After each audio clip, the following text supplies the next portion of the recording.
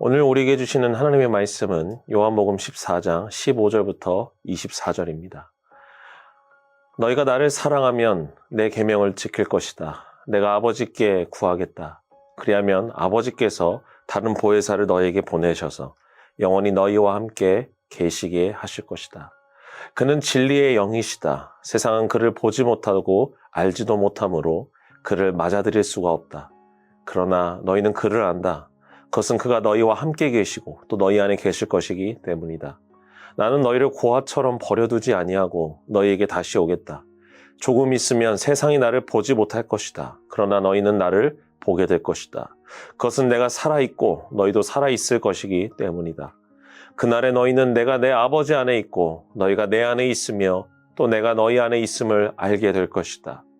내 계명을 받아서 지키는 사람은 나를 사랑하는 사람이요 나를 사랑하는 사람은 내 아버지의 사랑을 받을 것이다. 그리고 나도 그 사람을 사랑하여 그에게 나를 드러낼 것이다. 가룟 유다가 아닌 다른 유다가 물었다. 주님께서 우리에게는 자신을 드러내시고 세상에는 드러내려고 하지 않으시는 것은 무슨 까닭입니까?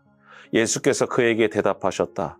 누구든지 나를 사랑하는 사람은 내 말을 지킬 것이다. 그리하면 내 아버지께서 그 사람을 사랑하실 것이요 내 아버지와 나는 그 사람에게로 가서 그 사람과 함께 살 것이다. 나를 사랑하지 않는 사람은 내 말을 지키지 아니한다. 너희가 듣고 있는 이 말은 내 말이 아니라 나를 보내신 아버지의 말씀이다. 이솝 우화에는 우리에게 잘 알려진 이야기가 하나 있습니다. 바람과 햇님이라는 이야기입니다. 어느 날 바람과 햇님이 누가 더 강한지 내기를 하였습니다. 마침 길을 가던 한 여행자가 두꺼운 외투를 입고 있는 것을 보고 그 둘은 누가 저 여행자의 외투를 벗길 수 있는지를 겨루기로 한 것입니다. 먼저 바람이 힘껏 바람을 불기 시작했습니다. 거센 바람이 몰아치자 여행자는 외투가 날아가지 않도록 더욱 움켜쥐었습니다. 바람이 점점 더 강하게 불었지만 여행자는 외투를 벗기는커녕 오히려 몸을 웅크리고 꼭 붙잡았습니다. 결국 바람은 그것을 포기하고 말았습니다. 이제 햇님 차례였습니다. 햇님이 부드럽고 따뜻한 빛을 내자 여행자는 점점 따뜻함을 느끼기 시작했습니다. 얼마 지나지 않아 몸이 더워진 여행자는 스스로 외투를 벗고 말았습니다. 결국 햇님이 바람을 이긴 것입니다. 이 이야기는 강압보다는 온화함과 친절함이 사람들에게 더 큰 힘을 발휘할 수 있다는 것을 비유적으로 이야기한 우화입니다. 오늘 우리가 읽은 이 본문에서는 마치 바람과 햇님의 이야기처럼 무엇이 사람을 말씀을 지키도록 움직이게 하는지에 대해서 이야기하고 있습니다. 요한복음 14장 15절입니다. 같이 읽도록 하겠습니다. 너희가 나를 사랑하면 내 계명을 지킬 것이다. 예수님께서는 너희가 나를 사랑하면 내 계명을 지킬 것이다 라고 말씀하십니다.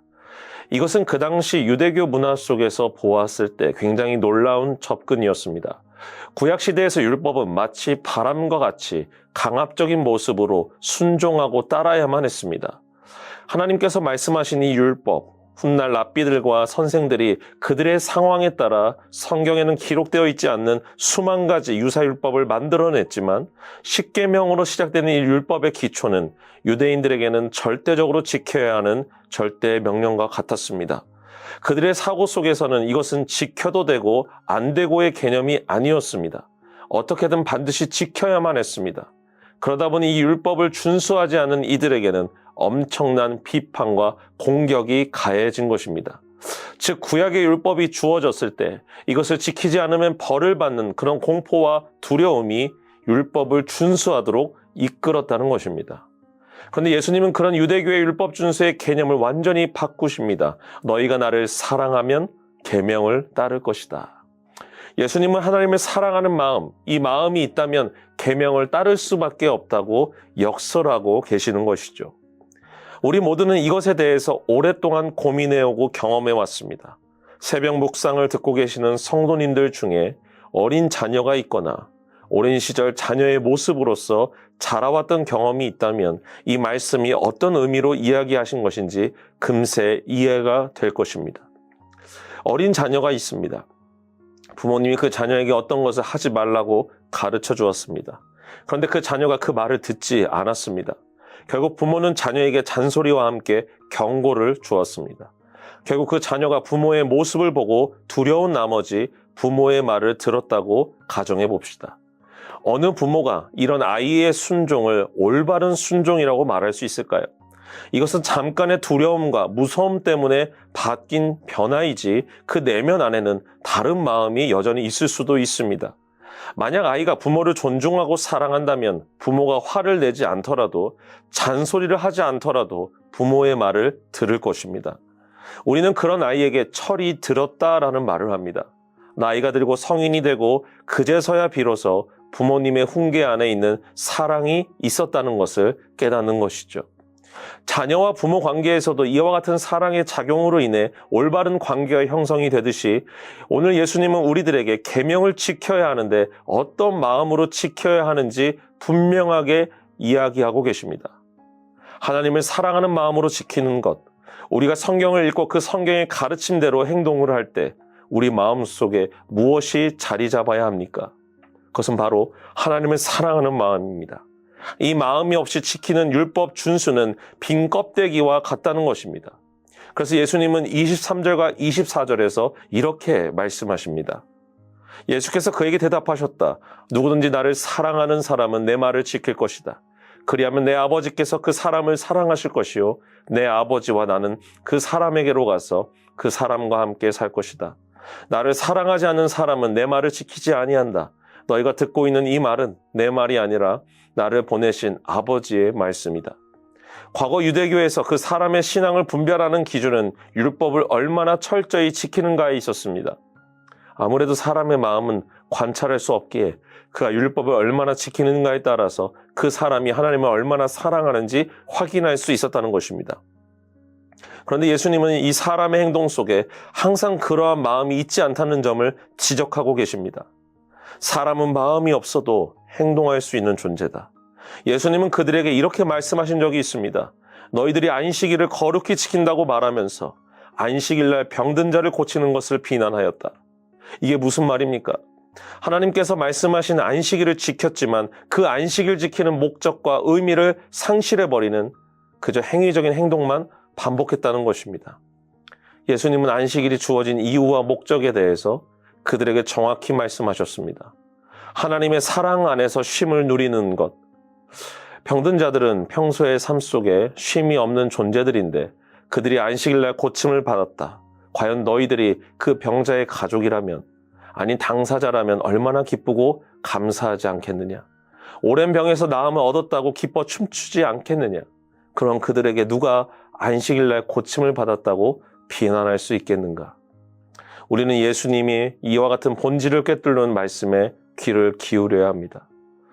우리가 신앙생활을 하다 보면 어느샌가 우리 안에 자리 잡은 반복된 행동과 습관이 생길 수 있습니다. 이러한 개인의 습관이 공동체의 습관으로 확장이 된다면 우리는 그것을 가리켜 교회의 전통이라고 합니다. 참 신기하게도 교회마다 서로 다른 교회의 전통이 생길 수 있습니다. 특별히 이러한 전통이 강하게 나타나는 교회에서는 이 전통으로 인해서 영혼들에게 말할 수 없는 상처를 주는 경우도 덜어 생기게 됩니다. 예전에 한국에 있는 어떠한 교회에 대해서 성도님을 통해 들은 적이 있습니다. 그 교회는 굉장히 오랫동안 철저한 신앙을 지켜온 교회였습니다. 그 교회에서는 주일날 외식을 하는 것도 찬양을 할 때 드럼을 치는 것도 허용이 되지 않는 교회였습니다. 그런 교회에서 청년들이 드럼을 연주하고 모임 이후에 식당에 가서 식사를 했습니다. 그런데 이 사실이 교회의 어른들에게 알려져 담당 사역자와 청년들은 훈계를 들어야 했습니다. 그런데 여러분, 이것은 성경 어디에도 구체적으로 하지 말라는 말씀은 기록되어 있지 않습니다. 그저 그 교회의 전통으로서 선대의 신앙을 지키신 분들이 아름답게 지켜온 신앙의 모습일 뿐입니다. 그런 아름다운 신앙의 전통이 시간이 지남으로 다른 사람들을 겨누는 매서운 칼날이 되어버렸다는 것이죠. 우리는 예수님의 말씀 속에서 왜 말씀을 지켜야 하는지, 우리가 지키는 신앙의 본질이 무엇인지를 깨달아야 합니다. 우리는 하나님을 사랑하는 마음으로 말씀을 지키고 신앙을 지킵니다. 변함없는 이 진리가 우리 안에 있다면 때론 잘못된 행동을 하는 교우들과 이웃들에게 사랑의 마음으로 우리는 이야기할 수 있습니다. 여러분, 중요한 것은 사랑의 마음입니다. 어떠한 사실에 대한 비판의 마음이 아니라 사랑의 마음으로 어루고 달래는 것입니다. 부모가 자녀를 사랑하는 마음으로 훈계하듯이 우리는 교회 공동체 안에서도 이와 같은 마음으로 서로를 사랑해야 합니다. 때론 잘못된 일에 대해서 훈계가 필요하고 행동에 따른 책임과 결과로도 이어져야 합니다. 그러나 이 모든 과정 속에서 우리는 하나님의 사랑이 드러나야 할 줄을 믿습니다. 오늘 예수님께서 나를 사랑하는 자가 계명을 지킨다고 말씀하셨습니다. 우리 미랄의 성도 여러분, 여러분들은 주님을 사랑하고 계십니까? 그렇다면 오늘 주님이 가르쳐 주신 이 말씀을 사랑의 마음으로 순종하고 따를 수 있기를 간절히 바랍니다. 이 사랑의 마음으로 나의 가족들에게, 우리 이웃들에게, 교회 교우들에게 하나님의 사랑을 전하며 품고 이해할 수 있는 거룩한 주님의 자녀들이 될 수 있기를 주의 이름으로 축원합니다. 우리 함께 기도하도록 하겠습니다. 사랑이 많으신 하나님 아버지, 참으로 감사합니다. 오늘 예수님께서 나를 사랑하는 자들은 계명을 지킨다라고 말씀하십니다. 우리 바라기는 믿음의 성도들이 우리의 말씀을 통해서 하나님께 주신 말씀의 그 계명들을 통해서 우리가 지키며 살아갈 때 우리가 그 계명을 지키는 것에 대해만 더 몰두하고 고민하는 것이 아니라 그 계명을 지킬 때 하나님을 사랑하는 마음으로 지킬 수 있도록 우리의 마음을 붙잡아 주시옵소서. 우리 마음 깊숙이 주님을 사랑하는 마음을 허락하여 주옵소서. 이 사랑의 마음으로 우리가 이웃들에게, 가족들에게 주님의 복음을 전하며 주님의 사랑을 전할 수 있는 우리 믿음의 성도들 될 수 있도록 주님께서 은혜 더하여 주시옵소서. 오늘 하루도 주님께서 붙잡아 주시고 함께 하실 줄 믿사오며 사랑이 많으신 예수 그리스도의 이름으로 기도합니다. 아멘.